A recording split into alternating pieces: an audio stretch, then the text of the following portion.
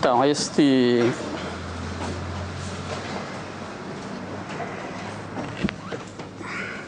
eu levei um certo tempo até conseguir entender esse curso, essa disciplina. Porque a física matemática antigamente era um conjunto dos 2 semestres, né? E quando ela foi dividida em 2, alguém pegou o programa e uma tesoura e cortou no meio, e sobrou pedaço para um lado que era do outro, e ficou um negócio meio confuso assim, né? Mas eu acho que eu consegui dar uma certa lógica nesse programa de Física Matemática 2. Eu vou explicar para vocês agora. Os temas principais deste curso são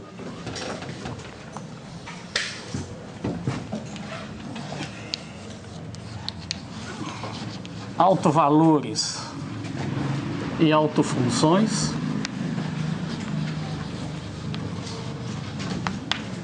e funções de Green.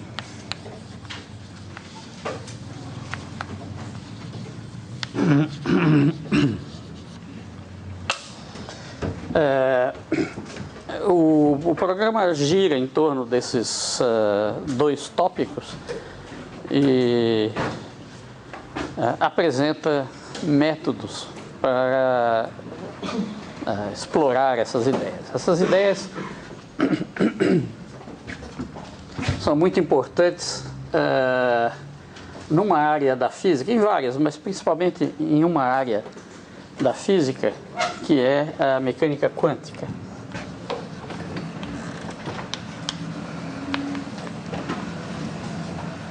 Então, a filosofia real dessa disciplina pode ser condensada como numa frase que diz que trata-se aí de uma familiarização com a linguagem e os métodos matemáticos da mecânica quântica.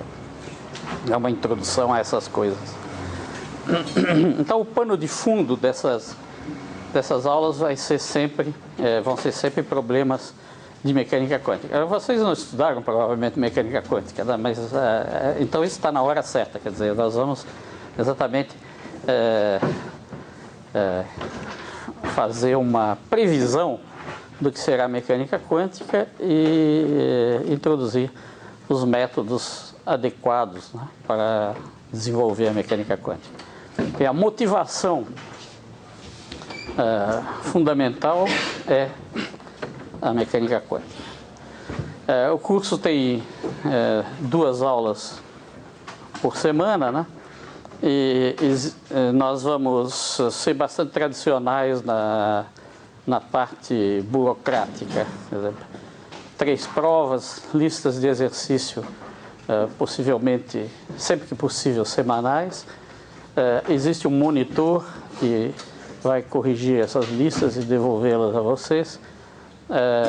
Porém, a turma é grande e eu não quero transformar o monitor num escravo.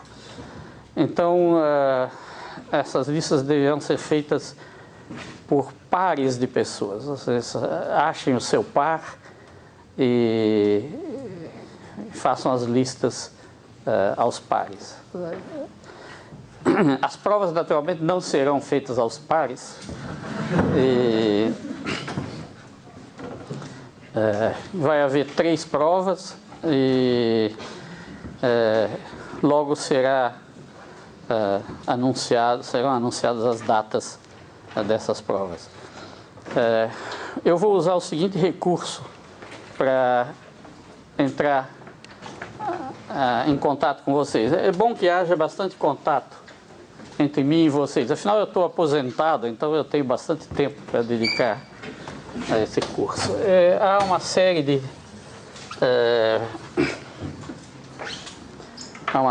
de possibilidades.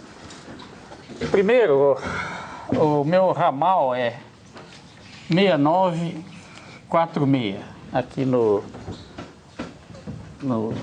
Instituto.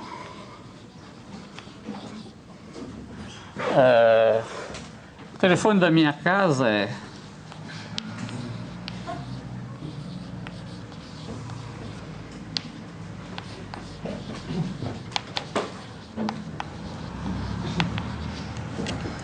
O meu e-mail é...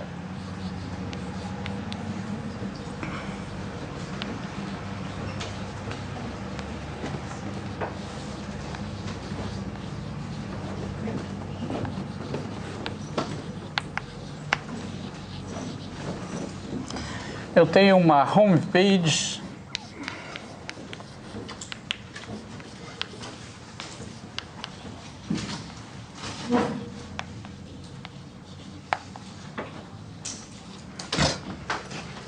vai haver uma página da disciplina no...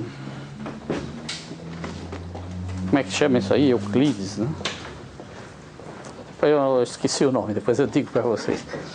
Mas talvez a maneira mais cômoda de que não seja pessoal de entrar em contato é que eu vou criar uma comunidade com o nome de Física Matemática 2, ou abreviando FISMAT 2, no Stoa.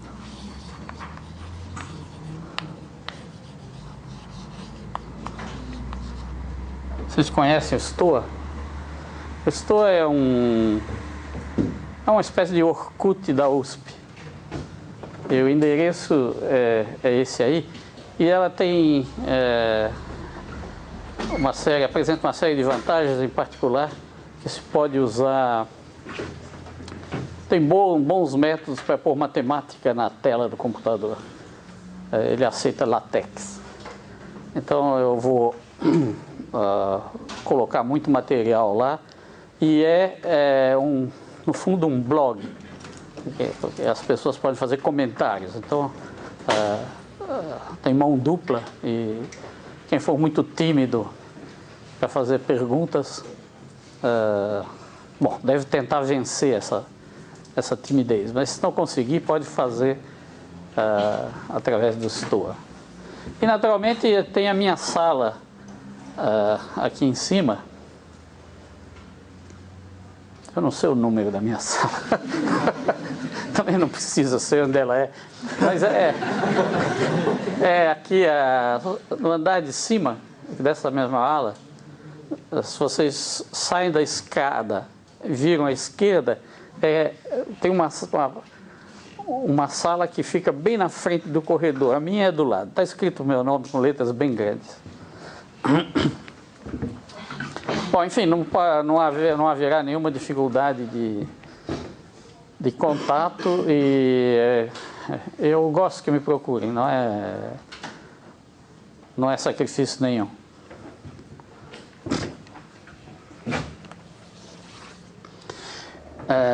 O que mais eu tenho a dizer?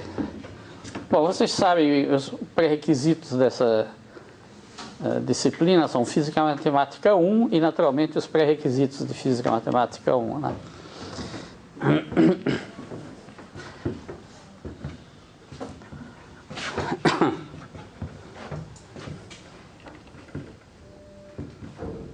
Bom, ok. Então, esse nome, Física Matemática,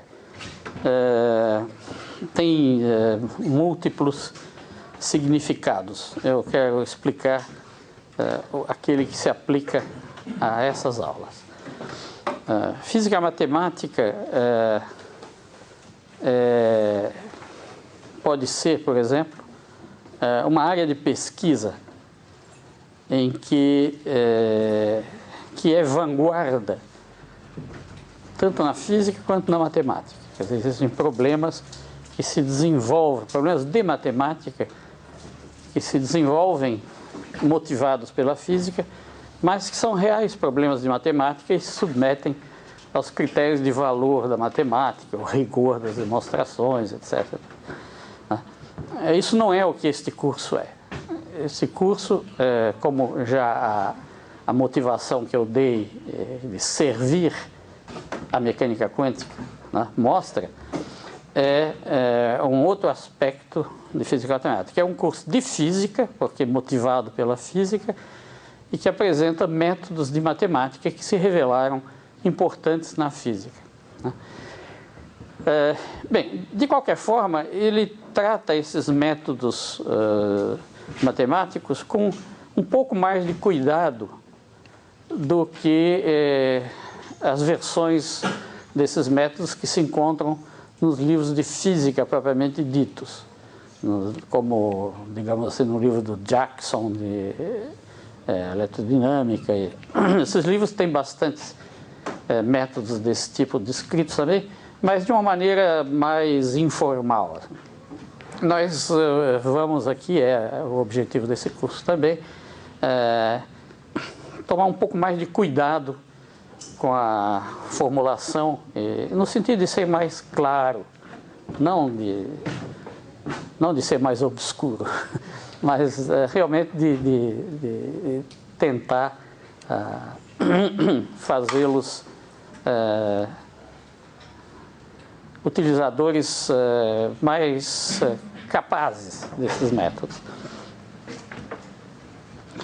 E, bom, devo advertir a vocês, porém, que os físicos, normalmente, no seu trabalho de pesquisa, não têm esses cuidados. Eles são bastante liberais quanto ao uso da matemática, e é assim que se faz física. Então, eu vou tomar o cuidado de apresentar sempre, sempre que uma versão matemática for significativamente diferente daquilo que os físicos fazem no seu dia a dia, vou tomar o cuidado de apresentar também a maneira como os físicos fazem e comparar e ver o que é que se está perdendo, o que é que se está ganhando, né? Deixe-me dizer também, antes de tudo, que o rigor matemático em si, né, é absolutamente essencial para a matemática, é claro, mas o papel da física não é este. O papel da física, da pesquisa em física, não é contribuir para a matemática, mas descobrir, abrir mais algumas portas sobre esse sistema misterioso que é a natureza, né? E abrir portas, para abrir portas vale tudo. Quando se tem a ferramenta adequada, né? Por exemplo, a fechadura, é a maneira mais normal de se abrir porta. Mas como se sabe, muitas vezes a gente precisa de um pé de cabra para conseguir abrir a porta, e não dá para ficar esperando que inventem a fechadura adequada para abrir aquilo, né? A pesquisa de vanguarda em física é extremamente ousada, corajosa e, dizem os matemáticos, irresponsável, né? Como a física tem um outro critério de verdade, que não é só a consistência lógica, né? É confronto com a experiência, então os físicos não são completamente dependentes dessa consistência lógica, e por isso eles tomam essas liberdades e fazem muito bem. As descobertas são feitas assim. Depois se põe a casa em ordem, né? É muito raro uma descoberta em física ser feita com todos os pingos nos is. Mas sempre há uma geração de sucessores dos grandes descobridores que traduz aquilo, né? Ideias às vezes muito originais, inovadoras e difíceis de entender por causa disso, numa linguagem mais acessível e que resulta ser a matemática bem formulada, né? Eu me lembro agora de uma frase que poderá surpreender, certamente surpreenderá a grande maioria da população do mundo, mas que eu acredito que seja verdadeira. Um grande matemático francês chamado René Thom, ele ficou famoso porque foi o inventor da teoria das catástrofes, e que houve, uma época teve uma grande popularidade, e hoje em dia anda meio em baixa, mas enfim, ele fez muitas outras coisas, é um grande matemático. E quando ele escreveu o seu livro para expor a teoria das catástrofes, né, ele fazia aplicações em áreas que não eram tradicionalmente tratadas pelas ciências naturais. Como, por exemplo, ele tinha uns trabalhos muito interessantes sobre rebeliões em presídios, né? Rebelião em presídio, em geral, é tratado na base do pau, né? Ninguém quer saber o que aconteceu, vão lá e abafa, né? E ele tinha uma teoria extremamente elaborada de como nasciam as rebeliões. A teoria das catástrofes é isso. A teoria das catástrofes é uma catástrofe, na definição dele, né? É um processo que se inicia lentamente e continuamente e vai se aproximando de um limite de ruptura e de repente dá-se a ruptura. A ruptura é a catástrofe, né? Por exemplo, uma bolha, né? Uma bolha de sabão, ela vai crescendo, vai crescendo, vai crescendo continuamente, parece que está tudo bem, né? De repente, puf, ela vira duas, né? Há uma transformação descontínua no meio dessa evolução contínua. Isso é uma catástrofe. E ele tentava descrever as rebeliões em presídios dessa forma. Pequenas coisas vão acontecendo e parece que vão se acomodando e a rotina vai mudando continuamente, lentamente dentro dos presídios, até que chega uma hora que não dá mais para aguentar e aí acontece a rebelião, né? Bom, provavelmente isso é uma descrição só de traços muito vagos de uma rebelião, né? A rebelião depende de muitas outras coisas, corrupção e coisas assim, mas enfim, é uma ideia interessante de como é que descontinuidades surgem de uma evolução contínua, de uma evolução gradual que aparentemente está se realizando perfeitamente dentro da normalidade e de repente surge uma catástrofe, né?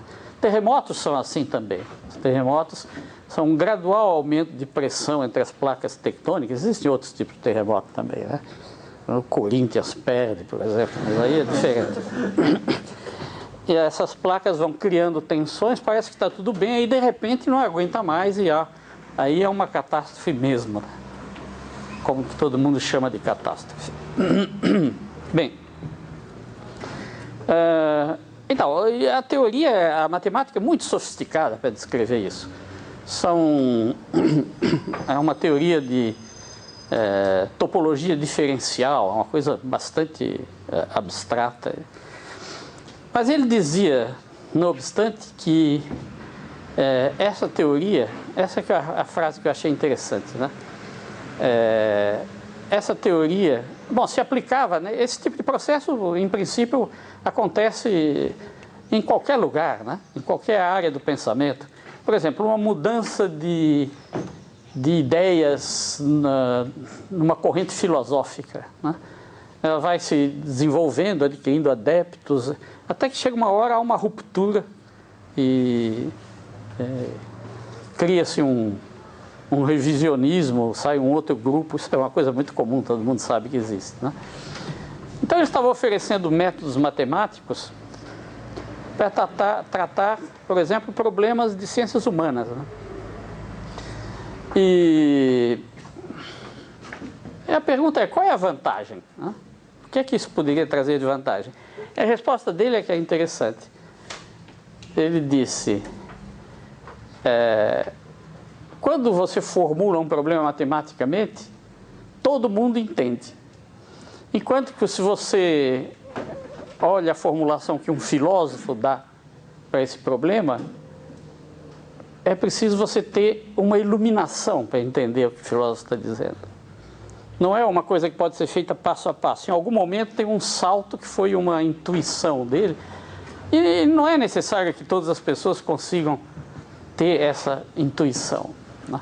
Então, formulando matematicamente, isso está ao alcance de todos. Bom, essa é uma visão muito idealista, né? Porque a maior parte das pessoas não entende nem álgebra, né? Mas, em princípio, né? Em princípio, todo mundo poderia entender álgebra, né? E, quer dizer, se o sujeito não conseguir entender a matemática por causa do raciocínio na matemática, não por traumas e coisas assim, né? Professores hediondos.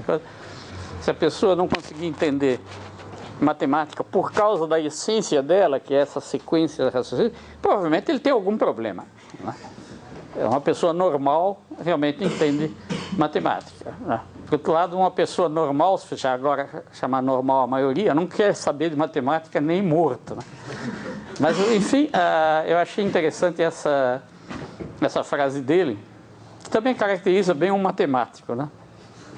Quer dizer, colocar em termos matemáticos, se você olhasse a teoria de topologia diferencial, é um negócio dificílimo, né? Tem que estudar anos e anos de matemática para chegar lá. Ele achava isso aqui põe o problema ao alcance de todos, né?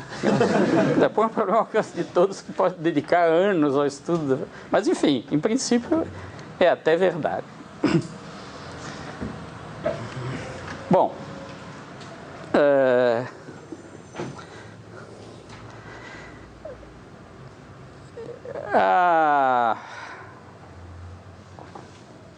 o que eu tenho mais a dizer para vocês?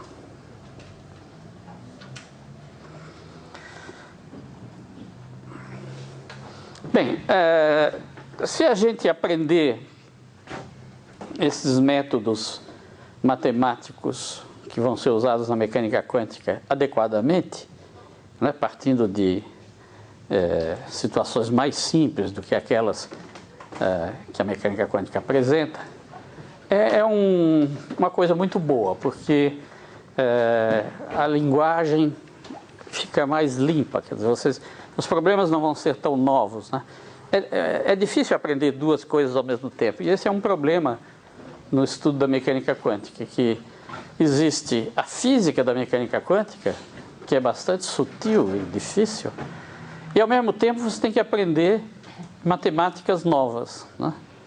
Isso é uma coisa que, quando possível, deve-se tentar evitar. Deve-se organizar o aprendizado de tal forma que se aprenda predominantemente uma coisa por vez, né? Então, esse curso vai se dedicar a isso, quer dizer, tentar introduzir os problemas matemáticos da mecânica quântica em contextos mais simples, em relação aos quais, quer dizer, aplicados a físicas que vocês, se não já conhecem mesmo, são contextos familiares, em que uma rápida olhada num livro permite aprender, né? Mecânica quântica é diferente. Mecânica quântica envolve uma revolução na maneira de encarar o mundo que leva tempo para conseguir. Então, isso misturado com outras coisas, por exemplo, se você tiver que aprender mecânica quântica, matemática da mecânica quântica e inglês ao mesmo tempo, né? Dá, mas seria muito mais fácil aprender uma coisa de cada vez e mecânica quântica por último, supostamente. Bom,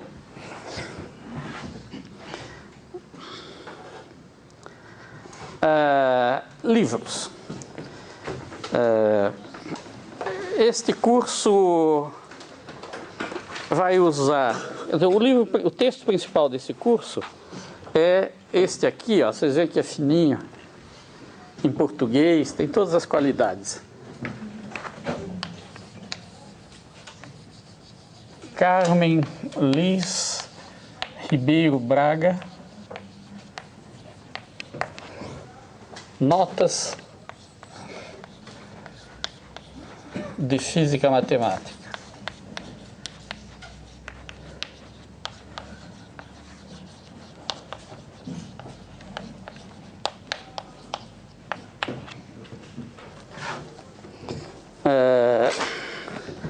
Carmen Liz Ribeiro Braga foi a minha professora de Física Matemática.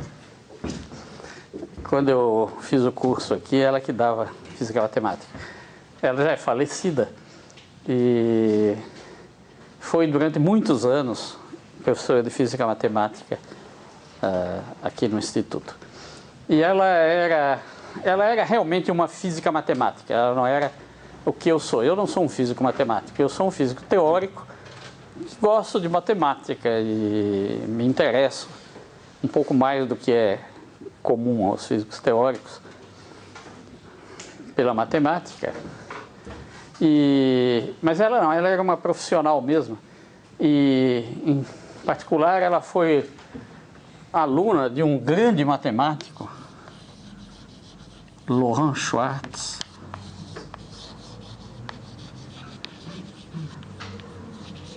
que foi um grande matemático mesmo, medalha Fields, né? Medalha Fields é o prêmio Nobel de matemática. E foi o inventor da teoria das distribuições, que é uma coisa na qual nós vamos tocar nesse curso. No livro da Dona Carmen, como... A Dona Carmen era como ela era chamada no nosso tempo, ela era doutora e tudo mais, mas a gente chamava de Dona Carmen. Depois as gerações sucessivas a chamavam de Tia Carmen. Então, os alunos todos conheciam como Tia Carmen, mas esse tratamento não se usava ainda no meu tempo. E o Loran Schwartz, então, inventou a teoria das distribuições, que é importante na mecânica quântica também. E essa teoria das distribuições, ela deu fundamento matemático sólido às genialidades do Dirac.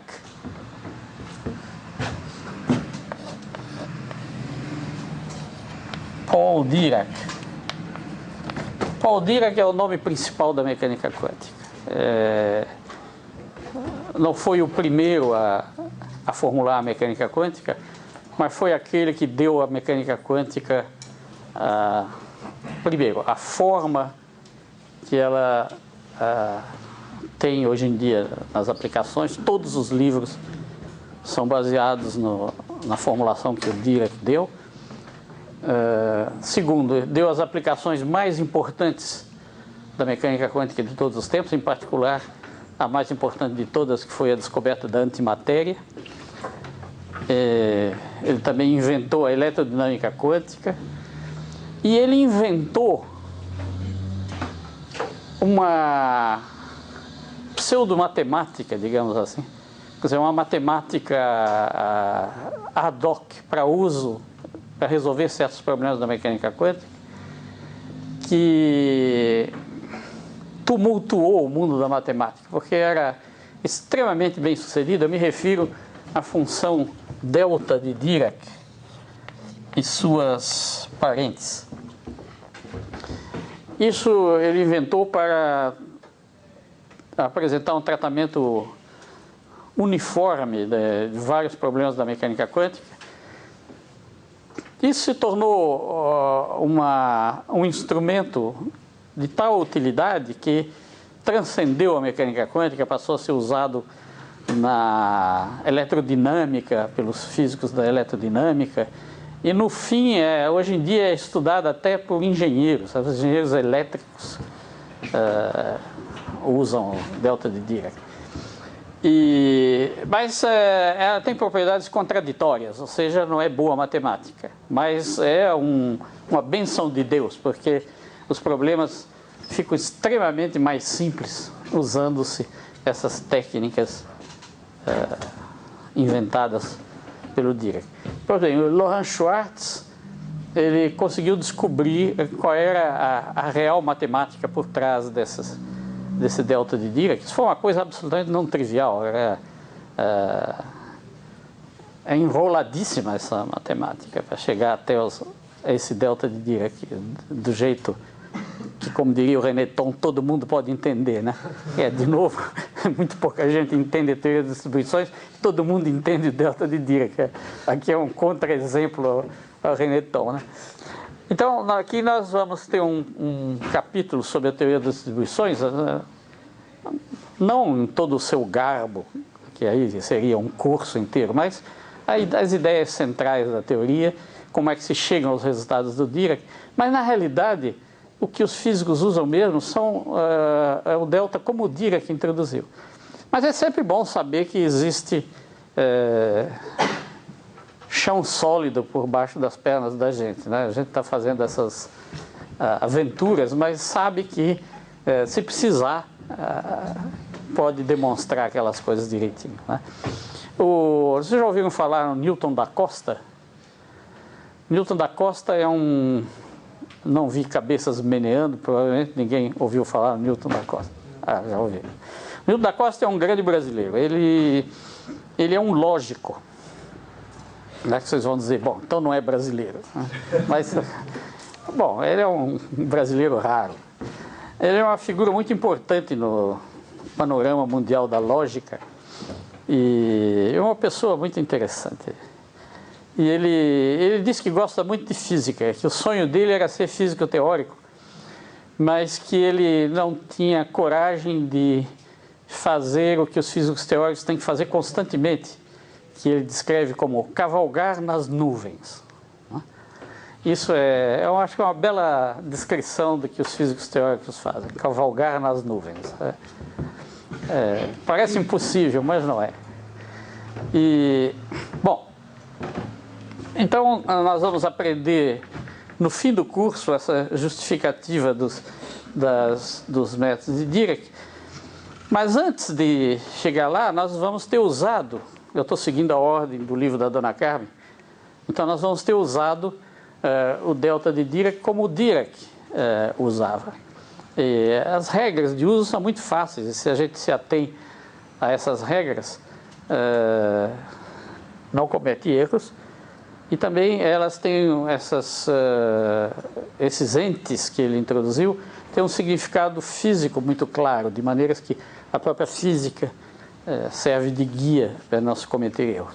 Mas posteriormente nós vamos mostrar que há teoremas garantindo a veracidade daquilo que se faz. Bem, a sequência do curso será bom, assim, isso então a respeito do livro da Dona Carmen, né? Mas o livro da Dona Carmen não coincide exatamente com o programa dessa disciplina, porque ela não tem, esse livro não tem cálculo variacional, ou cálculo das variações. São problemas de máximos e mínimos de funções com número infinito de variáveis. E, então, essa parte eu vou... Quer dizer, o curso vai ser baseado no livro da Dona Carmen com extras. E esses extras, em geral, serão tirados desse segundo livro, Hans Sagan.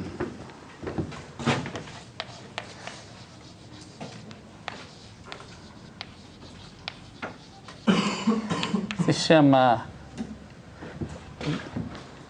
Boundary and Eigenvalue. Não se assustem. Boundary and Eigenvalue.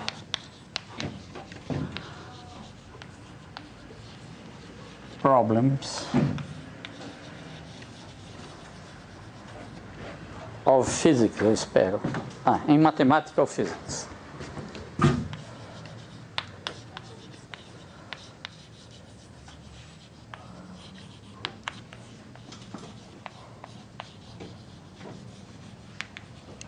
Eu já vou dar alternativas. Esse é um livro muito bom, um livro muito elegante, muito bem escrito. É esse livro aqui. Tem uma edição da Dover que é baratinha. O livro da Dona Carmen também é baratinho, tem aí na livraria da Física. Bem, bom, esse livro é em inglês, então, como o inglês não é um pré-requisito do curso, eu dou alternativas. Esta parte que eu vou... essa parte na qual eu vou seguir o livro do Sagan, vocês podem estudar, por exemplo, no Butkov.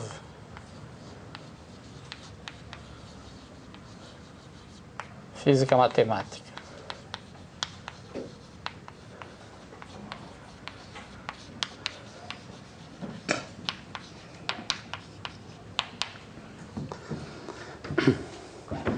Esses dois livros são livros de muita qualidade e eles têm uma virtude que eu quero salientar.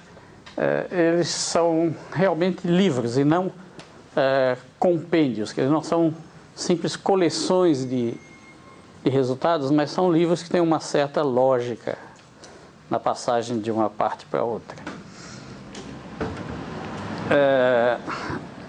Os livros mais populares de física matemática são Butkov, Arfken, Boas,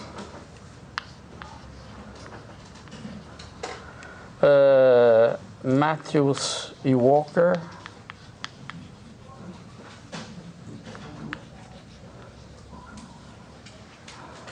Hassani e há muitos outros. Esses são os mais populares. Em geral, o pessoal mete o pau nesses livros. Mas eles não são tão ruins, não. Eles têm um caráter diferente. Por exemplo, o Arfken. O Arfken existe em português agora. Ele é um livro de 1000 páginas. E tudo que você quiser tem lá. O problema é que ele não é conexo. Os capítulos são mais ou menos todos independentes um do outro e ele não é muito consistente, né? Então isso é um defeito, mas também é uma qualidade, né? Isso agora eu vou contar em off. Infelizmente aqui nesse curso não tem off porque estão filmando, mas fique claro que é em off isso que eu vou dizer agora, né? Esses livros, eles não são grande coisa, mas para estudar para a prova eles são muito bons. Se o sujeito está atrasado na matéria, né, ele abre, o livro tem 1000 páginas, mas você pode ler 10 delas lá no meio. Eles foram escritos com esse objetivo. E por isso que eles são um grande sucesso editorial, né? Como obra literária, assim, eles estão muito abaixo do Machado de Assis, mas no aperto, né, eles resolvem. Então, não julguem demasiado severamente esses livros. Bom, eu preciso excluir um deles aqui. Esse livro, ou dois. Esse Hassani ninguém conhece mesmo. Eu descobri outro dia. Já fiz aí só porque...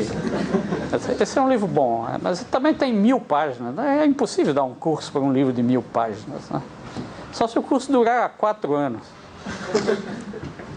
Mas o Matthews e o Walker é um livro muito interessante. Ele tem o mesmo caráter episódico dos outros, né? Ele está tratando uma coisa, o capítulo seguinte trata de uma coisa completamente diferente e não se refere aos capítulos inferiores, que são mais ou menos autônomos. Ele foi pensado também, no caso de um aperto, o aluno pode ir lá e não precisa ler a página 100, não precisa ler as 99 anteriores, né? Mas ele tem uma característica muito interessante, que é a seguinte: ele começou como notas de um curso de física matemática dado pelo Feynman. E o Feynman é um jeito mais original que eu já vi na minha vida. Então tem coisas muito interessantes nesse livro, né? Sacadas do Feynman. E é um bom livro, né? Só que ele é mais mesmo um livro de métodos do que um livro de, digamos, formação matemática, que é o que o Sagan e o livro da Dona Carmen procuram ser. Mas, como eu preferia que vocês estudassem essas partes em que eu vou seguir o Sagan, no Sagan, porque ele é de maior qualidade. Mas se inglês for um obstáculo, então há tratamentos bastante decentes nesses outros livros também. E há em outros também. Tem um livro, se alguém falar italiano, por exemplo, tem um ótimo livro de física matemática. Alguém estuda em italiano por aqui? Então não preciso dizer, guardar o segredo. E bom, alemão também, né? Tem ótimos livros, né? E imagino que em japonês haja também ótimos livros. E aliás, estou quase certo, porque uma ocasião eu tinha um orientador japonês, Junichi Osada. Em uma ocasião ele me deu uma pilha de livros japoneses. Os livros japoneses são fantásticos, porque os japoneses são os maiores fabricantes de papel da face da Terra, né? Eles ganham todo ano o campeonato mundial de aviãozinho de papel. Porque o papel que eles fazem é tão absolutamente sensacional que os aviões voam o dobro dos outros, né? E o primeiro prêmio é deles sempre. E eles usam esse papel, naturalmente, também para outros fins. E esses livros, né? Não para todos os fins, mas os livros, por exemplo, são magníficos e são fininhos, porque você olha o livro, que tem 50 páginas, você vai olhar, tem 250, por causa da qualidade do papel, que é finíssimo, mas opaco, né?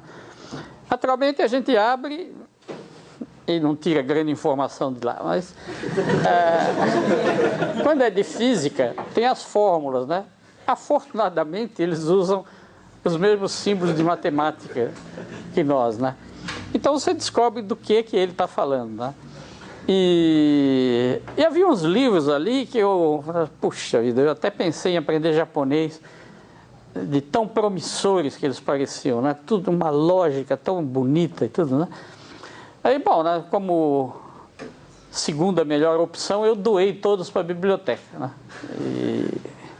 Aí, passados uns anos, eu fui procurar esses livros e não havia mais. Tinham sido vendidos como papel velho.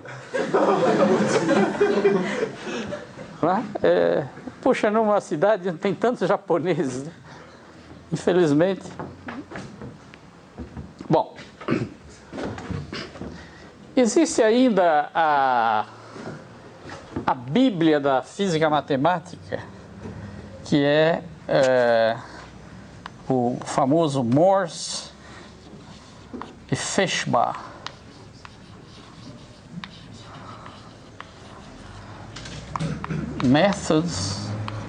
Mathematical Methods of Theoretical Physics.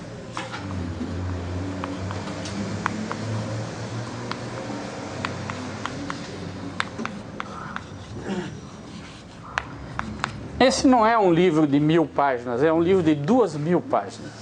São 2 volumes de 1000 páginas cada uma. Mas esse é um livro bom. Philip Morse e Hermann Feshbach eram professores do MIT e davam o curso de métodos matemáticos do MIT. Naturalmente, esse curso era de um nível sensacional. Esse era o mesmo curso dado para físicos, engenheiros. E é um livro muito gostoso de ler, né? Se você dispõe de 10 anos, e muito original, cheio de truques. Quer dizer, ele não é um livro teorema, lema, hipótese, mas é um livro com um estilo mais conversacional. É muito agradável de ler, com muitas ideias interessantes de aplicações, explica muito bem tudo. E tem uma característica que é única. Ele tem gráficos, os desenhos, os gráficos que ele faz, né, são sempre em pares.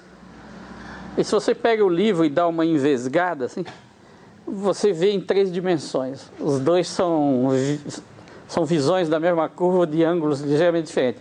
Mas se você solta os olhos, vai aproximando, uma hora você vê aqueles gráficos tridimensionais. Isso é muito bonito.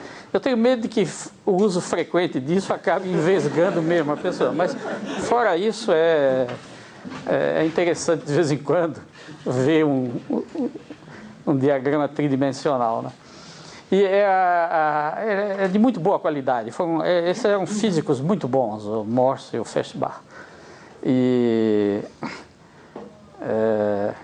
Então, por exemplo, se você quer uma visão nova de não está muito satisfeito com o que o seu livro está falando sobre aquele assunto, provavelmente uma consulta ao Morse Feshbach vai produzir uma segunda visão daquele problema, que muitas vezes é o que estava faltando. Mas é um livro de 2000 páginas. Evidentemente que não se pode dar um curso. A pergunta é como é que eles davam o curso, né? Bom, que eles davam de um jeito diferente, eles não usavam o livro inteiro. Eles usavam o livro inteiro, mas de uma forma esperta. Eles davam o curso todo ano, né, esse curso. E então eles pegavam uma equação da física e num determinado ano, por exemplo, a equação de Helmholtz. E aí eles usavam todos os métodos do livro na equação de Helmholtz, né? Então isso reduzia as 2.000 páginas a, digamos, 300 páginas por aí. E que no ano seguinte eles usavam uma outra equação. Então tinha gente que fazia todo ano esse curso, para depois saber a aplicação a todas as equações.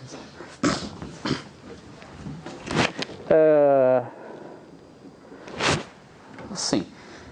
Nós vamos ter listas de exercício. Nós temos um monitor, né? Eu falei já. O monitor se chama Lucas Musney. Eu ainda não combinei com ele como é que vocês vão ter acesso a ele, mas eu preferia que vocês tivessem acesso a mim, porque ele é um estudante, tá? Ele está muito ocupado com essa correção dessas listas, mas ele se ofereceu para dar assistência também. Mas o canal preferencial seria eu. Ele ganha só R$273 por mês para fazer isso, eu ganho bem mais, né? Aliás, de fato não ganho nada, porque eu estou dando aula de graça, uma vez que eu estou aposentado, mas assim mesmo. Bom, alguém tem alguma pergunta aqui, algum outro tipo de informação? Diga. As listas valem em pontos na média? Como é? A lista vai valer pontos na média? Olha, as listas, eu não pensei nisso ainda. Eu, em geral, uso a nota das listas para da seguinte maneira: se as notas são boas, os arredondamentos da nota das provas para cima são generosos.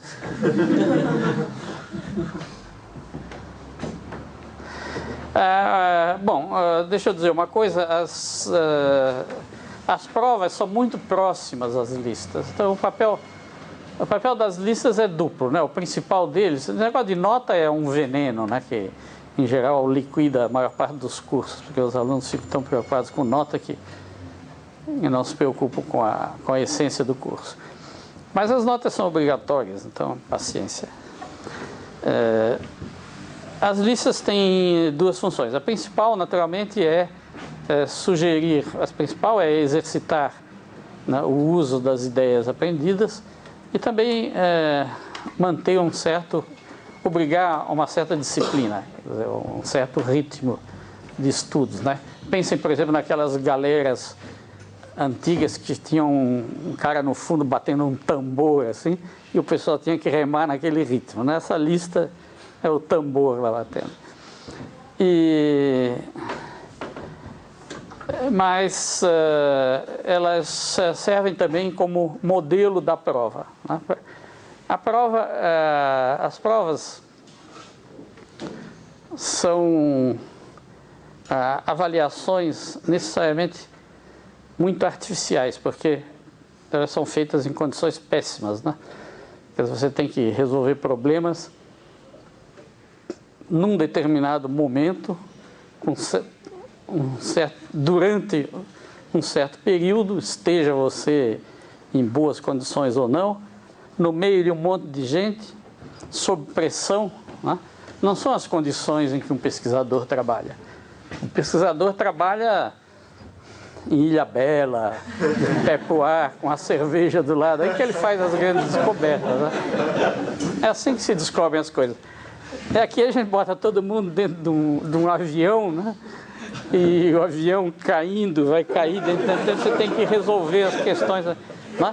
Isso é uma maneira de avaliar piloto, né? Porque piloto tem que trabalhar nas piores condições, é ali que ele é importante. Quando está tudo bem, ele liga o piloto automático, né?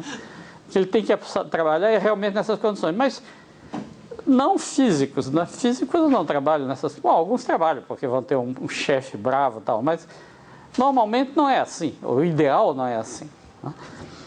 Então, as provas, é preciso aliviar um pouco essa tensão, né, das provas, para eu poder... Senão as provas não significam muito, quer dizer, eu descubro que fulano e fulano seria um ótimo piloto, né? Eu não estou interessado nisso. Então, uma maneira de fazer isso é fazer uma abordagem gradual às provas por meio das listas. Essas listas vão sugerir que tipo de coisa será solicitado nas provas. Eu me lembro quando eu era aluno, um curso, você tinha que fazer duas coisas, né? Você tinha que aprender a matéria, e segundo, você tinha que adivinhar o que é que o professor ia perguntar na prova. Tinha gente que tinha um talento especial para isso, né? Estava lá, de repente ele tomava nota do negócio, aquilo caía na prova, né? Era o jeito pelo qual o professor falava. Muito bem, mais alguma pergunta?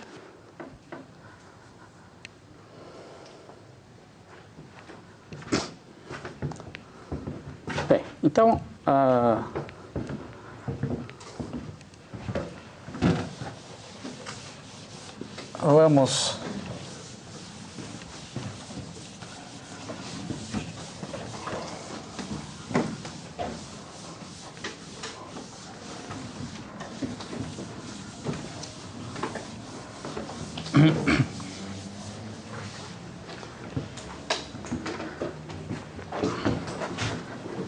vamos começar a explicar o curso. O que eu vou fazer agora é um exercício de motivação ao curso. Quer dizer, eu vou apresentar brevemente quais são esses problemas de mecânica quântica para os quais vocês vão estar sendo preparados, né? E digamos que isso aqui seja a mecânica quântica como um problema de matemática. Não tentem entender a física por trás, é impossível em tão pouco tempo. Eu vou simplesmente apresentar alguns aspectos do formalismo da mecânica quântica para que vocês percebam qual é o tipo de problema, onde é que aparecem esses autovalores, autofunções, funções de Green, etc. Então isso aqui não é um curso de mecânica quântica, é simplesmente como se fosse um vídeo do YouTube sobre mecânica quântica, né? Então, a mecânica quântica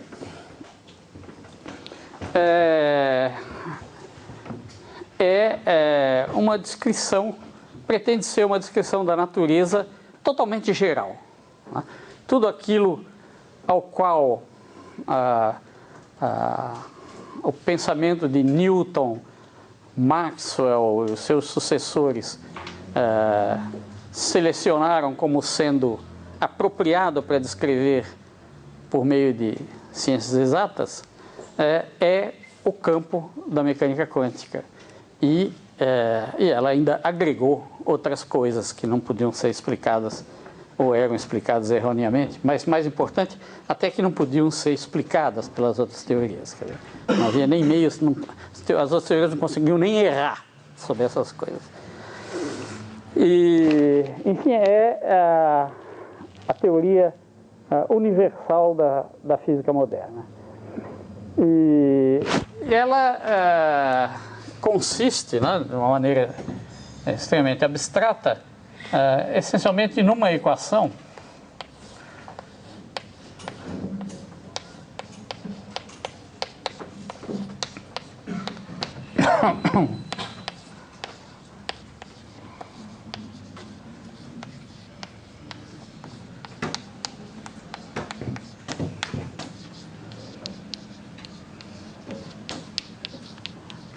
onde isso é uma equação diferencial a derivadas parciais, né? Isso aqui é uma derivada parcial em relação ao tempo, e o laplaciano é o operador diferencial d2 dx2 mais d2 dy2 mais d2 dz2. E isso aqui não é um operador diferencial, é simplesmente uma função A incógnita é esse psi de RT que é chamado função de onda. É isso que vai descrever os sistemas. Cada sistema físico tem a sua função de onda. Cada sistema físico, num certo estado, tem a sua função de onda. Ele pode ter várias funções de onda em estados diferentes, mas sempre será descrito por uma função de onda. Essa função de onda, como nós estamos dando uma versão matemática da teoria, não interessa o que seja essa função de onda, mas sim que ela caracteriza o sistema. Quer dizer, ela contém toda a informação que é possível de se obter sobre o sistema. Então, quando eu descrevo um sistema, né, por exemplo, um plano inclinado. Bom, ninguém vai resolver o problema do plano inclinado usando mecânica quântica, mas em princípio se pode, né? Uma partícula descendo um plano inclinado. Então eu coloco aqui, nessa equação, o potencial, que é a energia potencial dessa partícula no plano inclinado, né? Que é fácil. Né? O que é? mg seno θ. É a energia potencial gravitacional desviada pelo fato de que a queda não é na vertical, mas numa direção oblíqua, né? Então o V de R seria a energia potencial da partícula. Bom, isso aqui é esse operador, isso aqui I é a raiz de -1, H cortado é a constante de Planck, que é uma constante universal. Então isso aqui diz que a equação diferencial satisfeita pela função de onda de uma partícula que desliza por um plano inclinado é esta aqui, no instante em que se colocar aqui a energia potencial adequada, que caracteriza esse tipo de problema, né? E aqui a massa da partícula. O resto é matemática. Agora tem que resolver essa equação diferencial. E, naturalmente, equações diferenciais precisam de condições adicionais, que elas têm infinitas soluções. A natureza tem essa propriedade característica de que as coisas acontecem só de um jeito, né? No momento que você solta a bolinha num certo ponto, ela desce com uma certa velocidade variável, e se você fizer isso um monte de vezes, vai ser sempre a mesma coisa. Ela não tem escolhas a fazer, ela tem um comportamento inteiramente definido se você dá as condições iniciais suficientes. Essas condições iniciais também precisam ser dadas, e isso aí já é mecânica quântica demais para a gente tratar aqui, mas alguém descobriu quais são as condições adequadas. Então nós temos uma equação desse tipo aqui. Calcular a função de onda é o objetivo dela. E com a vez de posse da função de onda, nós podemos dizer, por exemplo, tudo aquilo que a gente aprende com a mecânica newtoniana sobre ou sem a mecânica newtoniana, como Galileu fazia experimentalmente, tudo aquilo que a bolinha faz descendo a rampa. Bom, normalmente esses problemas são resolvidos, né, na física clássica com eficiência se a gente dispõe do conceito de energia, né?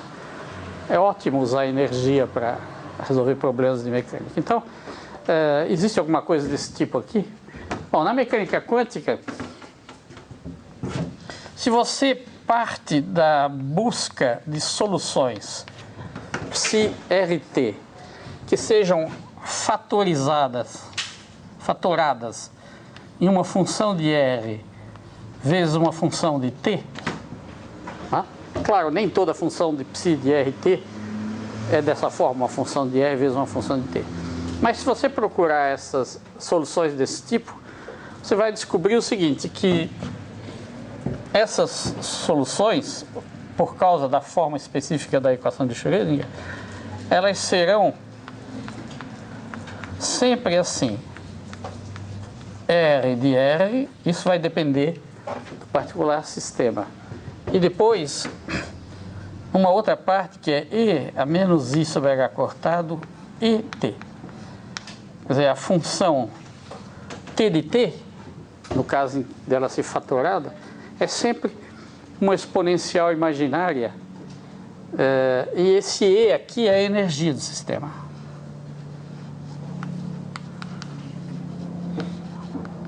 Então a energia entra assim, nas soluções que são um produto de uma função só de R para uma função só de T. Esses são chamados estados estacionários. A natureza adora esses estados estacionários. Por exemplo, todos os átomos que existem na natureza, né, não quando eu estou cutucando o átomo, tal, mas deixados a si mesmos, eles se encontram em estados estacionários. Isso é um fato empírico. Não é uma coisa que se possa demonstrar. Até se pode, num sentido indireto, né? Mas os estados estacionários são extremamente importantes por causa dessa escolha da natureza de que os seus sistemas estão lá tranquilões nos seus estados estacionários. Os estados são estacionários porque eles não mudam. Eles, é o mais próximo que existe na mecânica quântica ao equilíbrio. É uma partícula cujas propriedades não mudam com o tempo, ela está num estado estacionário. Então, essas são as partículas sobre as quais, naturalmente, a nossa atenção é voltada, né? A gente procura sempre entender a mudança através daquilo que não muda, né? Essa é uma tendência natural do intelecto humano. Quer dizer, você procura as coisas estáveis e aí, a partir delas, você vai refinando e aí começa a estudar as transformações. Mas primeiro você quer saber aquelas ilhas de estabilidade que se apresentam, né? Por exemplo, os átomos, né? Você estuda um átomo como um todo e não um átomo, né? Essa é uma maneira boa de estudar a natureza. A química é feita assim. Você não estuda o átomo como um sistema que é cheio de movimento lá dentro e tal, né? Quando você começa a olhar dentro do átomo, você diz, não, isso aqui está muito complicado, né? Aí, se olhar o átomo inteiro, agora ficou simples. Está lá paradinho. Tem coisas acontecendo dentro dele, mas não interessa, porque são problema do... Como é que se diz? Aqueles filmes de polícia, internal affairs, né?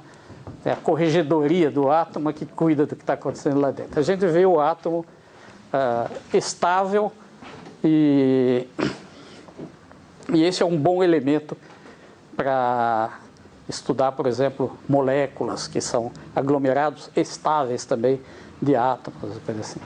É da natureza humana procurar coisas estáveis, né, em repouso, ou com modificações pequenas, para daí, a partir delas, entender as transformações mais drásticas.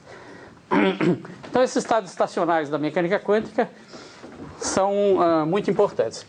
Bom, esses estados estacionários, se a gente injeta essa fórmula aqui dentro da equação de Schrödinger, né, nós vamos ver que o R de R, né, quer dizer, aqui a parte T de T já foi resolvida, eu não expliquei como, mas vamos ver mais tarde como é que se faz isso, por exemplo. Ela é sempre dessa forma, a parte T de T, e a outra ainda não sabemos nada. Então, se eu agora coloco essa expressão nessa equação, eu vou obter uma equação só para o R de R, porque isso aqui eu já conheço. E essa equação é extremamente simples, ela é assim, H R de R é igual a I R de R. Esse H é o hamiltoniano do sistema.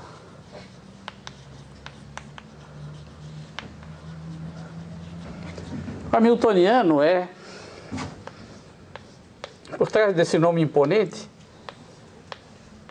ele é a energia cinética mais a energia potencial.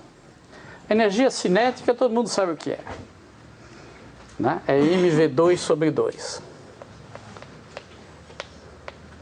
A energia potencial tem que saber, porque já para escrever a equação de Schrödinger eu tinha que conhecê-la, né? A única coisa é que esse T não pode ser escrito assim, mas ele tem que ser escrito em termos do momento mv, não em termos da velocidade. Em termos dos momentos, isso aqui é uma conta simples, dá P2 sobre 2m. Ou seja, esse chapéu aqui é para dizer que isso aí vai ser tratado como um operador, é um operador diferencial, não são números, né? Na mecânica clássica, esse hamiltoniano, a energia cinética e a energia potencial são funções numéricas, funções reais, né? Na mecânica quântica, não. Na mecânica quântica, eles são operadores diferenciais, tem derivadas neles. Então, para chamar a atenção que isso aqui não são números, a gente não pode sair aí usando a tabuada para calculá-los, né? Aí eu ponho esse chapéu aí. A maior parte das vezes eu esqueço de pôr, mas em princípio deveria pôr. Então, o R de R, né, a parte que falta conhecer da equação de Schrödinger para o estado estacionário, ele satisfaz isso aqui, que é uma equação diferencial. É uma equação diferencial, eu vou escrevê-la por extenso aqui. Menos H2 sobre 2m Laplaciano de R mais V de R é igual a I de R. Isso aqui é, na linguagem da mecânica quântica, o P2 sobre 2m. É um número vezes o Laplaciano. Isso aplicado a R mais V de R tem que ser igual a E de R. Isso aqui é uma equação diferencial, né? É uma segunda equação diferencial. Isso aqui já é uma equação diferencial nas coordenadas e no tempo. Agora eu tenho uma equação diferencial só nas coordenadas, mas essa equação ela é um pouco diferente da anterior, porque a solução dessa equação não é achar o R só. Esse E eu também não sei o que é. Eu só sei que a parte que depende do tempo é uma exponencial de E a menos I sobre H cortado, ET, e que esse E pode ser interpretado como uma energia, mas eu não sei o valor desse E. Então essa equação diferencial aqui, na realidade resolvê-la, ela não é uma simples equação diferencial. A solução dela é um par R de R E. Quer dizer, eu tenho que achar aqueles E's para o qual essa equação tem soluções que representam o meu sistema físico, né? E além disso, o R de R que completa a descrição desse sistema físico. Então eu tenho que achar duas coisas, não uma. Não é só resolver a equação diferencial, mas essa é uma equação diferencial com um parâmetro e eu tenho que determinar quais os valores do parâmetro que admitem uma solução que satisfaz as condições peculiares do meu sistema. Por exemplo, se eu estou descrevendo um átomo, né, esse R de R não pode ser uma coisa que se estende ao infinito, né? Não há átomos que vão ao infinito, os átomos são pequenininhos. Então tem que ser uma função pequenininha também. Isso seleciona valores deste parâmetro aqui. Existem valores, em geral haverá valores desse parâmetro para o qual só há soluções que se estendem ao infinito, e há outros para os quais as soluções são localizadas, né? Então, se eu estou descrevendo um sistema localizado, né, eu vou obter uma família de valores dos parâmetros para os quais essa função de onda localizada existe. Esses são os autovalores, chamados autovalores do problema, né? Essa aqui é uma equação a autovalores. Os autovalores são esses parâmetros aqui. Aqueles que têm aqueles particulares. Os autovalores são aqueles valores de E que permitem a existência de uma solução nos moldes que a gente está procurando. Bom, em particular, nesse caso, esse E é energia. Então, o que este problema me diz é que eu vou achar quais as possíveis energias do meu sistema.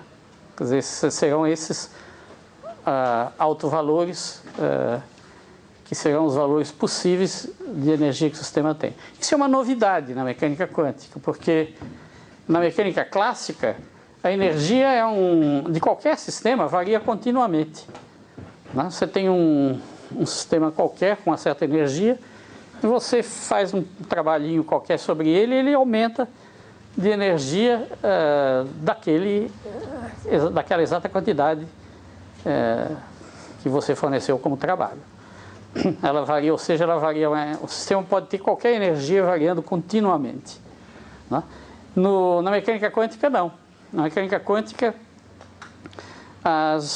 existem também sistemas que têm energias variando continuamente. Mas, por exemplo, os sistemas localizados, todos têm energias discretas. Quer dizer, eles têm possíveis valores da energia e os valores intermediários não são possíveis. Quer dizer, se você colocar um átomo, digamos assim, com valor de energia intermediário àqueles que a equação disse que são os possíveis, ele não será um átomo. Isso corresponderá ao átomo ter desintegrado, alguma coisa assim. Ele está num sistema que não é mais localizado. Tá? Isso é só uma descrição. Não tentem conectar minhas palavras e tentar entender por uma lógica nisso. Eu estou fazendo grandes saltos, mas só pintando um quadro para explicar a importância desses tópicos que nós vamos ressaltar no curso. Né? Então, aqui há um caso extremamente importante de uso de altovalores. Quer dizer, a teoria uma das coisas principais que nós vamos estudar nesse curso é como é que se faz isso. Quer dizer, como é que, tendo-se uma equação diferencial com um parâmetro, né, determinar em base às propriedades esperadas da solução, quais os valores desses parâmetros que consentem na existência de soluções com essas propriedades. Né? Tipicamente você tem uma equação diferencial com um parâmetro. Para certos valores discretos desse parâmetro, as soluções são, por exemplo, polinômios. E para os outros valores são séries infinitas, que convergem ou não, depende do sistema. Né? Então, se você tem argumentos físicos para que a sua função de onda, parte espacial da sua função seja um polinômio, então, nesse caso, as soluções de significado físico são aquelas que correspondem aos valores do parâmetro que permitem a existência dessas soluções polinomiais. Bom, isso não, essa técnica, esse ramo da matemática, né, o estudo de equações a altovalores, não nasceu com a mecânica quântica, ela já existia. E existiam também problemas físicos em que situações desse tipo aparecem. Em geral, em vibrações. Quando você tem, por exemplo, uma corda fixa nos dois extremos, uma corda de violão. E você escreve as equações que descrevem as ondas que podem existir nessa corda, né? Essa corda vai vibrar e eu vou ter ondas nela, né? Se você descreve as ondas dessa corda, você vai ver que elas são todas, podem ser escritas todas como superposição de certas ondas que têm essa propriedade. Deixa eu mostrar para vocês. Uma típica onda numa corda é uma coisa assim, seno de Kx menos ômega t, uma onda senoidal. Né? Isso descreve, né, o ponto de fase. A fase é esse argumento do seno. Um ponto de fase constante é um ponto em que Kx menos ômega t é uma constante C. Né?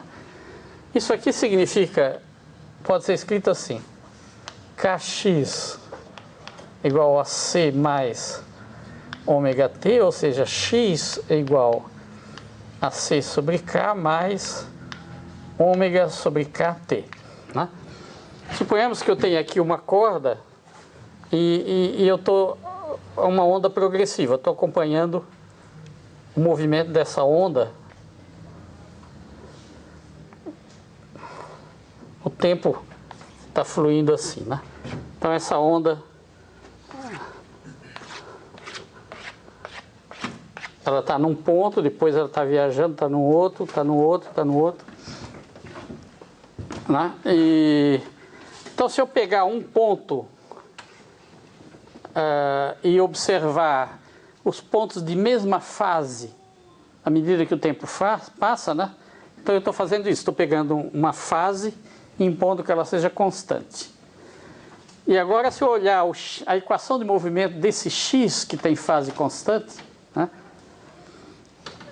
me dá isso aqui, que é o quê? É um movimento retilíneo e uniforme com velocidade ômega sobre k. Né?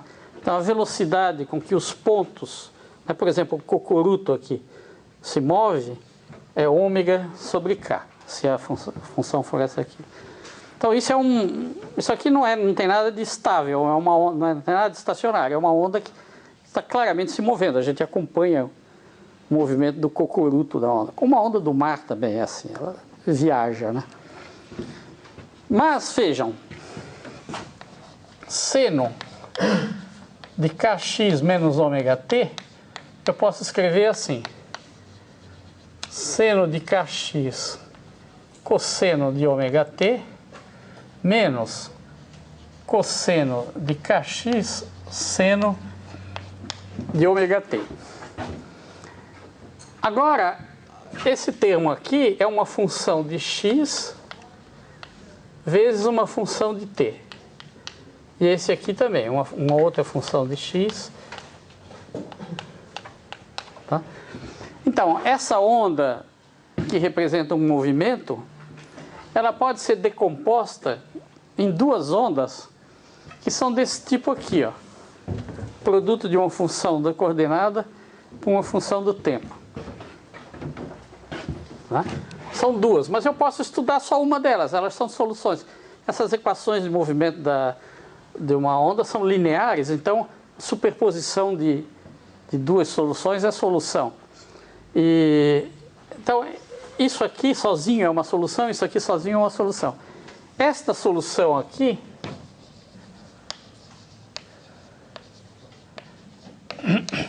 é chamada uma onda estacionária da corda. Sabe quando você olha uma corda e vibrando, né? Existem certas situações em que parece que ela está parada, né? Na realidade parece que são duas cordas. Você vê assim. Normalmente é uma barafunda, tá? Mas chega uma certa hora que o que você vê é uma figura assim. Na realidade ela está vibrando entre essas duas posições. Mas como aqui ela muda de velocidade, e aqui também, então nesses pontos extremos ela tem velocidade zero a corda. Então ela fica mais tempo ali, o olho capta. Né? Nos outros pontos ela passa muito depressa, você não vê nada. Então parece que tem uma corda parada em cima e uma corda parada embaixo. Na realidade é uma corda que está vibrando intensamente, mas você pega onde ela é mais vulnerável, né? Que ela parou para mudar de sentido. Então essa figura mostra o que seria um estado estacionário na física clássica, quer dizer, uma situação com cordas ou com membranas também, existem isso. E esses problemas, essa matemática da mecânica quântica, ela foi desenvolvida anteriormente para esse tipo de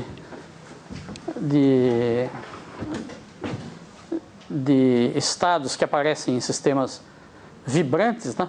E que são chamados estados estacionários também, porque dão a impressão de estar parados, né? O que acontece, quer dizer, na realidade o que acontece é que, como a dependência espacial é separada da dependência temporal, né? Então, quando a dependência, se você fixa x, presta atenção num ponto, né?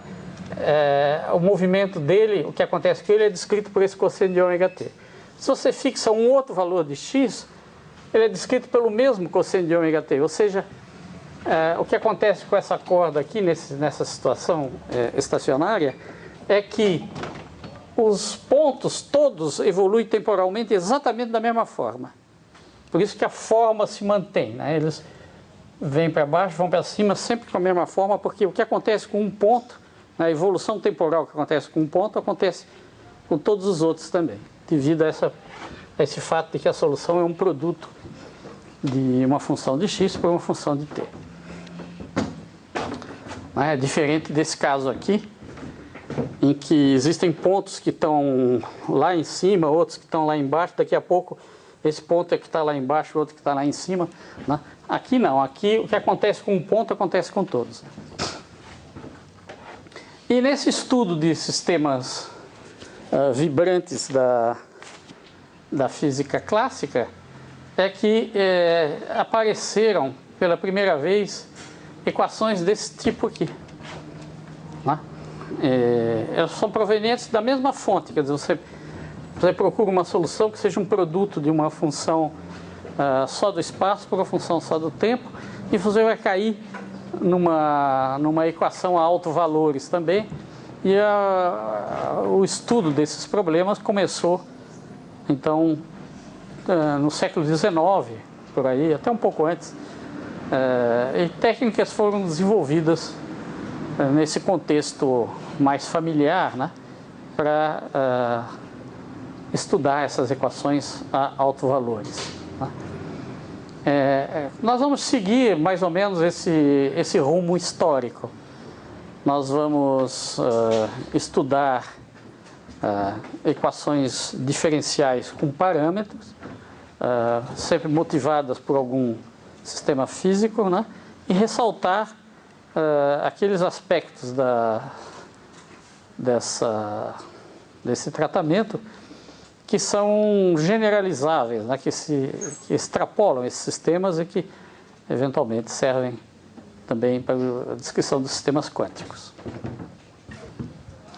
Bem, a sequência do curso vai ser a seguinte. Esse é, digamos assim, o tema principal. Bom, o outro tema importante é o que eu mencionei, são as funções de Green. As funções de Green são talvez dando um exemplo físico seja mais claro seja mais claro o conceito. Suponhamos que eu tenha uma certa região com uma carga de densidade volumétrica ρ, né? Bom, vamos olhar fisicamente esse carga elétrica. Então vocês sabem, a carga elétrica está em repouso, então o que é que vai surgir daí? Vai ser um campo coulombiano, né? Quer dizer, um campo eletrostático. Se eu olhar bem de longe, isso aqui vai ser indistinguível de um ponto. Então, bem longe, eu vou ter essencialmente um campo coulombiano tradicional, da forma Q sobre R2, né? E onde Q é a carga total daquela região. Aqui pertinho pode ser mais complicado, né? Se a carga fosse uma carga pontiforme, então em todos os pontos, exceto no próprio ponto, eu teria um campo radial e de módulo Q sobre R2, né?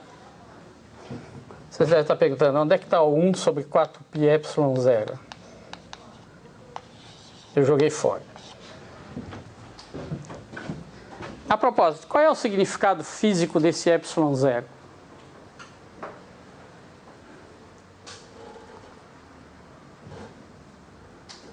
Ninguém respondeu e essa é a resposta certa. Não tem significado físico.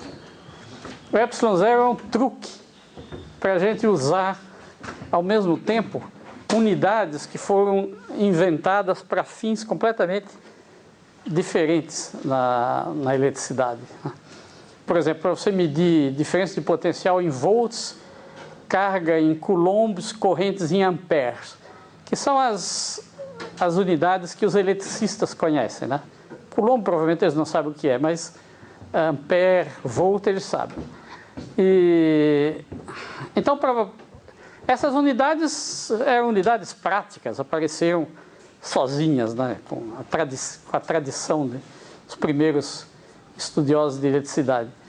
Depois se descobriu que unidade não é assim que se faz, né? Você deve fazer um sistema de unidades coerente. Quer dizer que padrões simples por exemplo, comprimento, massa, tempo e carga, e todas as outras unidades devem ser obtidas de forma coerente com esse sistema, né? Por exemplo, a unidade de corrente deve ser carga sobre tempo, então você tem uma unidade de carga e uma unidade de tempo, a sua unidade de corrente será a unidade de carga dividida pela unidade de tempo, e assim por diante, né? Na eletricidade, na eletrostática, havia uma grande confusão, porque as unidades, por exemplo, o magnetismo era uma coisa que não sabia que tinha nada a ver com a eletricidade. Então ele tinha suas próprias unidades. Havia 3 ramos que eram considerados distintos, não tendo nada a ver um com o outro. Eletricidade, que é o que a gente chama hoje de eletrostática. Depois, corrente elétrica, que eles nem chamavam elétrica, só correntes. E depois, magnetismo. Essas 3 áreas eram estanques, ninguém sabia que elas tinham uma coisa a ver com a outra, e elas tinham suas próprias unidades, né?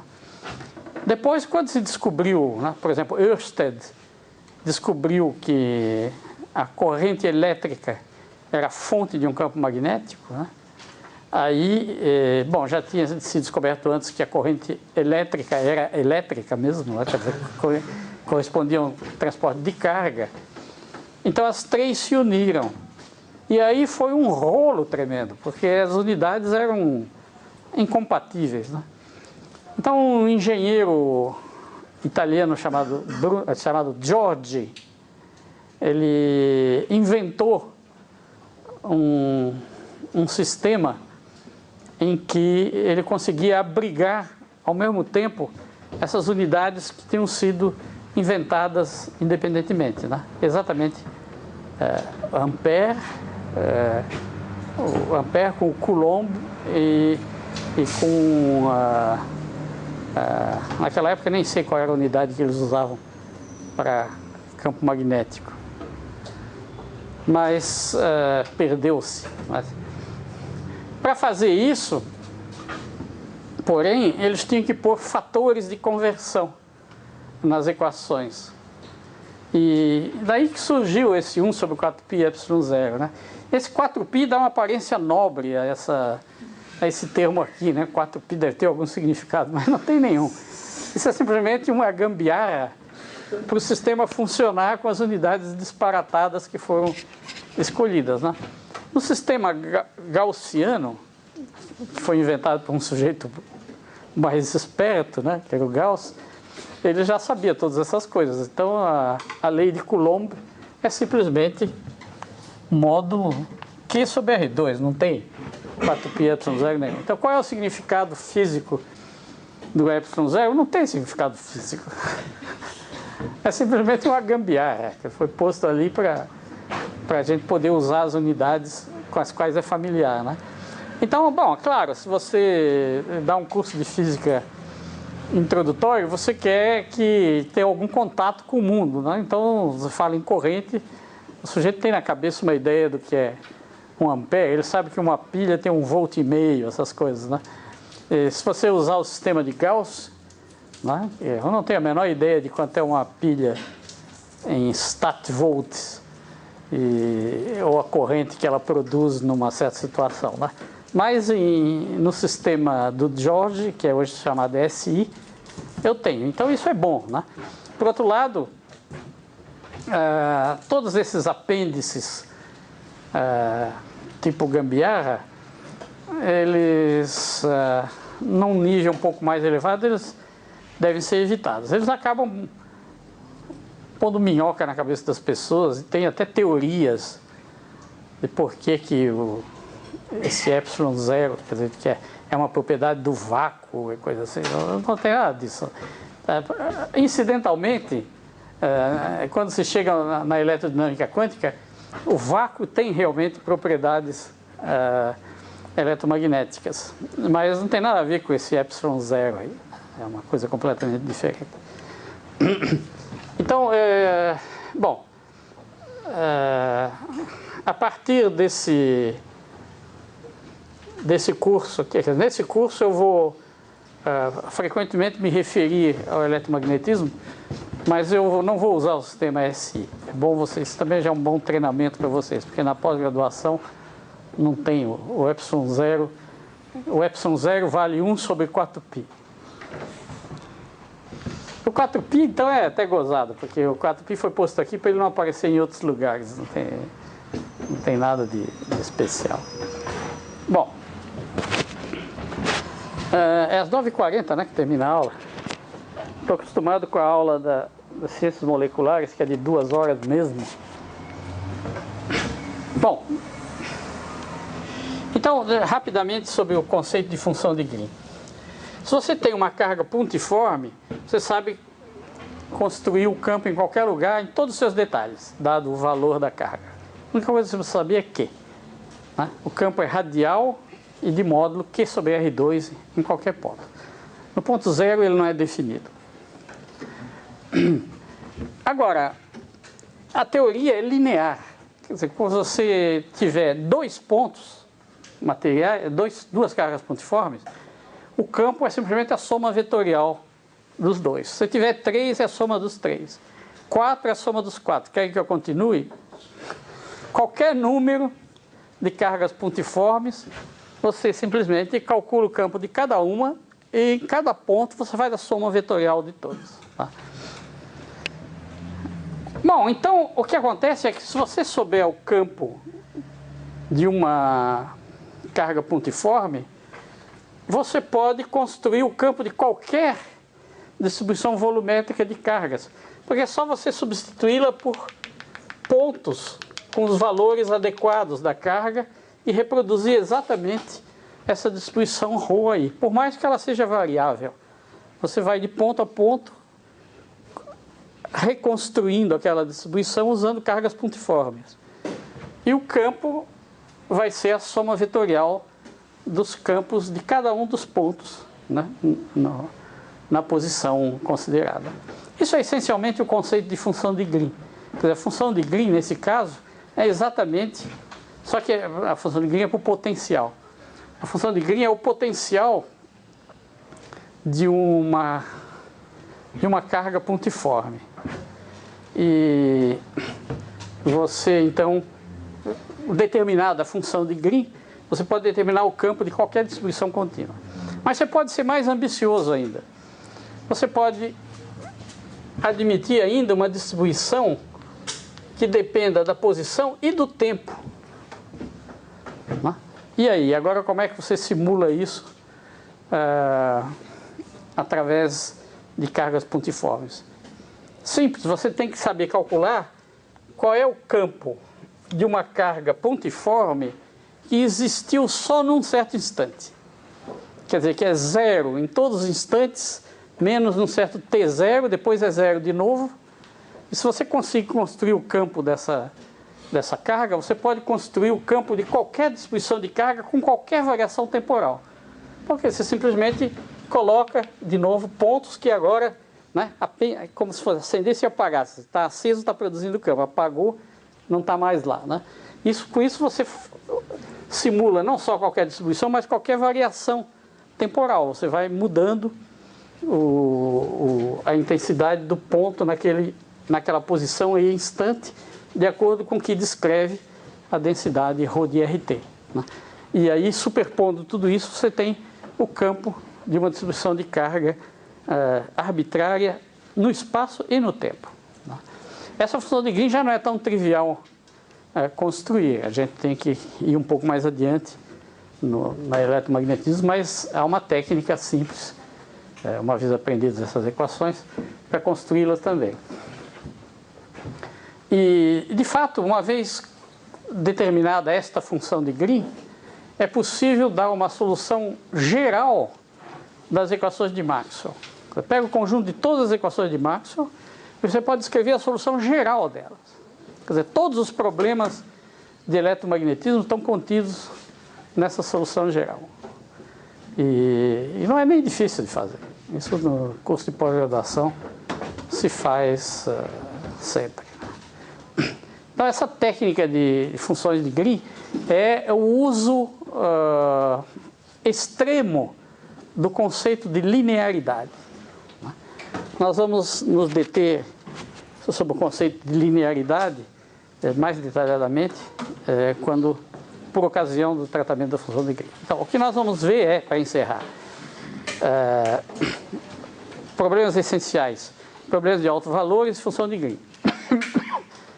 Mas, para fornecer técnicas eficientes para tratar desses problemas, nós vamos começar estudando cálculo de variações. Isso é problema de máximo e mínimo de situações mais complicadas do que simples funções.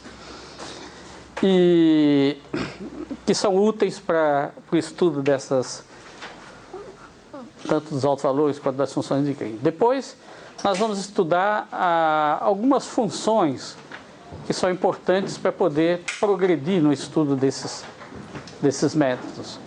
Essencialmente, harmônicos esféricos e funções de Bessel. Isso são uma espécie de trigonometrias complicadas, não tem nada de especial.